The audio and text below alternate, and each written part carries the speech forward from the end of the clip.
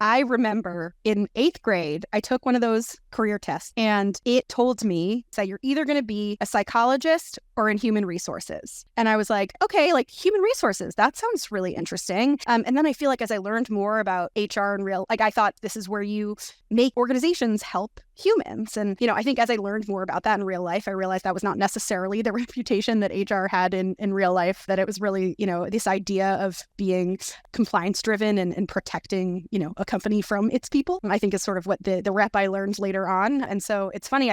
none of my classical training is in human resources and feels like a really full circle moment to have landed here. But that was a long way of saying graduated undergraduate in sociology, really was just focused on the idea of having a career which like impacted systemic inequality